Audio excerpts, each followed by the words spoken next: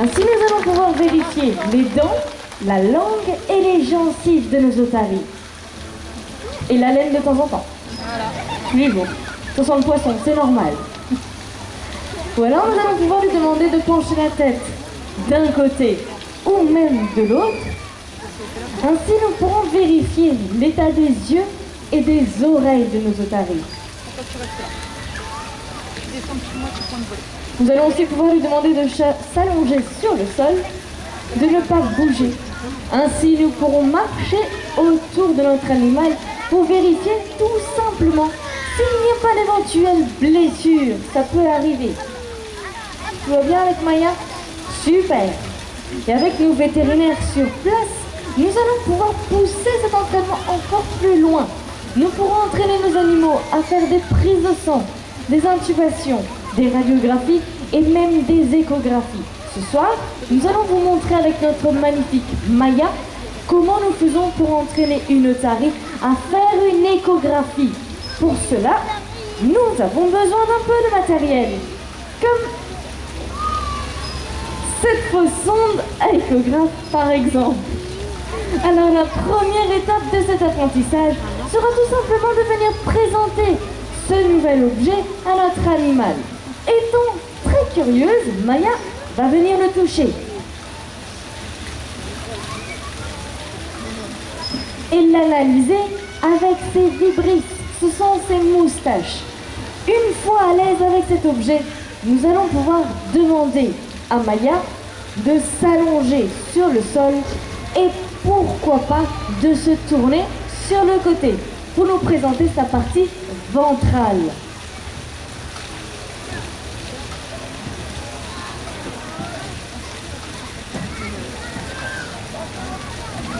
Dans cette position, je vais pouvoir m'approcher et venir toucher Maya avec la sonde.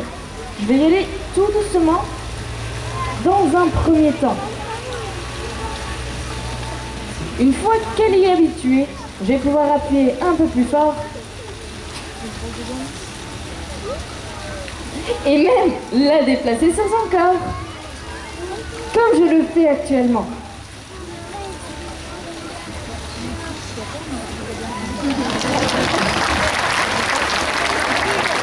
Cet exercice va nous permettre de vérifier tous les organes de nos otaries, que ce soit le cœur, les poumons, la rate, les reins, etc., etc. Et avec nos femelles, nous allons pouvoir vérifier si elles sont gestantes, c'est-à-dire si elles attendent un petit bébé. Et si c'est le cas, préparer au mieux la venue du nouveau bébé. Voilà à quoi sert l'entraînement médical. Mais il faut savoir que les otaries sont aussi utilisées à des fins bien plus utiles pour l'homme. En effet, il y a des personnes qui utilisent des otaries à rechercher des objets en pleine mer. Alors, vous allez me demander quelle sorte d'objets? Eh bien, par exemple, les boîtes noires d'avion. Lors des crashs aériens, il est difficile pour nous de les récupérer. Eh bien, une otarie entraînée peut parvenir à récupérer cet objet. Nous avons donc appris cet exercice à nos otaries. Et pour cela, nous avons fabriqué notre propre boîte noire qui est là. Et maintenant, imaginez qu'un avion s'est crashé et que notre bassin est la zone où on a repéré le signal de cette fameuse boîte. Nous allons donc demander à Maya et à son soigneur de venir sur le lieu. Mais avant cela, je vais devoir jeter la boîte dans le bassin. Et vous voulez que je jette de quel côté du bassin la boîte? Vers là-bas? Là, là, là, là, au milieu. Au milieu? Oh non! C'est quoi ça? Ok, alors ce que je vais faire, je vais diviser les gradins en 3 parties. Et la partie des gradins qui fera le plus de bruit aura la boîte noire juste devant elle et la démonstration de notre Maya. Est-ce que tout le monde a compris ce qu'il faut faire? Non, je suis pas d'accord. Est-ce que tout le monde a compris ce qu'il faut faire? Bah voilà, je vais donc diviser les gradins en 3 parties. La première partie, la deuxième et la troisième. Je vais commencer au milieu. Si vous la voulez juste au milieu, criez bien fort.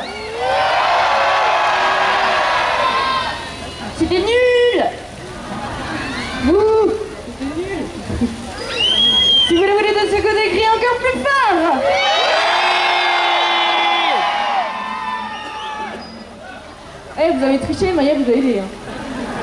Non, pas du tout. Si vous la voulez de ce côté, ne criez pas. Ah. Non, je rigole. Si vous la voulez de ce côté, criez encore plus fort.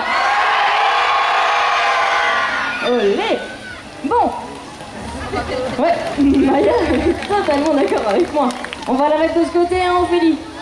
Ouais. Donc, Maya, tu te caches, s'il te plaît, pour pas que tu vois où est-ce que je vais mettre la boîte, sinon c'est de la triche, hein, quand même. Est-ce que t'es cachée, Maya? Eh oh! Mais je te vois encore. Mais alors, qu'est-ce que c'est? Tu te caches correctement, s'il te plaît. On n'a pas encore appris ce jeu à nos otaries, le cache-cache. Mais c'est en cours. Donc Maya est derrière la souche, elle ne verra pas où est-ce que je vais la jeter. Je vais donc jeter la boîte de ce côté. Désolée pour les personnes que j'ai mouillées. Maintenant on va attendre qu'elle coule et qu'elle touche le fond du bassin. Et si vous pouvez me dire lorsqu'elle est au fond, ce serait super gentil de votre part, car tout simplement d'ici, je ne vois seulement rien du tout. Donc je compte sur vous. C'est bon? Parfait. Donc Maya, tu peux sortir de ta petite cachette.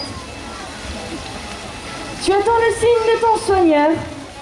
Et c'est à toi, Maya.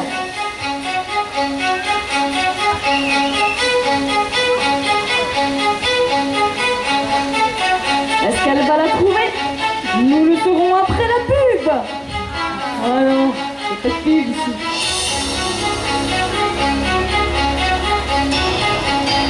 Je vois qu'elle revient. Et on peut l'appeler encore très fort, car elle arrive et fait la fête. Félicitations, Maya. C'est très bien, ça, ma belle. Alors, maintenant, j'ai une toute petite question à vous poser. Connaissez-vous les prédateurs naturels des otaries? Enfin, c'est-à-dire les animaux qui vont se nourrir des otaries en milieu naturel. Je vous écoute. Alors que j'ai entendu, je note le requin, j'ai aussi entendu, je note aussi. L'ours blanc, j'ai noté. Hein? Le cachalot. Ça fait plus beau qu'on me le dit en spectacle, ça, le cachalot. N'importe quoi. Non. Mais pas besoin de gueuler comme ça, hein. Je viens de votre côté pour vous entendre. Eh bien, non, l'homme, on verra ça après. Hein. Moi, je me considère pas vraiment comme un animal, désolé. Ça reste à discuter, mais ok. Les hommes, j'aime le dire que non. Donc l'orque, le requin et l'ours polaire sont les trois que vous m'avez cités. Mais il y en a seulement deux qui sont corrects. Qui va nommer l'ours polaire, qui pense que l'ours polaire est un prédateur naturel des otaries. Levez bien haut la main. Ne soyez pas timide. Montrez-vous. Eh bien, vous pouvez tous vous applaudir très fort, car c'est une mauvaise réponse. Et pourquoi? Car tout simplement, les ours polaires et les otaries ne vivent pas aux mêmes endroits. Ah, du coup, ça va être très difficile pour eux de se nourrir des otaries. Ils vont se nourrir de phoques. Vous l'aurez donc compris, l'orque et le requin sont les deux seuls prédateurs naturels des otaries. Néanmoins, il existe un prédateur beaucoup plus dangereux, mais bien moins naturel. Je l'ai entendu avant, et c'est qui? L'homme, effectivement. Et savez-vous à cause de quoi? La pollution, oui. Vous allez voir dans un instant ma collègue Claudia faire un geste horrible, affreux, qui j'espère va vous faire tous réagir. J'attendais une réaction un peu mieux. On peut réagir un peu correctement quand même. Alors, on va la refaire? Oui. Merci. Eh bien non, il ne faut pas jeter les déchets n'importe où, car tôt ou tard, les déchets vont finir en pleine mer. Et les otaries vont les confondre avec des proies, jouer avec et même les avaler. Et sachez qu'une otarie qui avale un de nos déchets, c'est tout simplement une otarie qui va mourir. Oh mon Dieu, nous avons perdu Luna à cause de toi, Claudia. Elle était tellement bien. Mon Dieu, elle était même sur le dos. Non, ne vous inquiétez pas, Luna va très bien. Un petit câlin à son soigneur et tout va mieux. Alors qu'il existe un objet très utile et indispensable Et Luna le connaît très très bien. Elle va me chercher dans sa petite grotte personnelle. Mais qu'est-ce que tu me ramènes là? Qu'est-ce que c'est? C'est la poubelle. Et si elle m'a apporté la poubelle, je pense que ce n'est pas pour rien. Les déchets, Luna, on en fait quoi? On les garde avec soi dans un premier temps. Et dès qu'on repère une poubelle, on le met à l'intérieur. Félicitations, Luna, tu peux t'appeler très fort. Oui.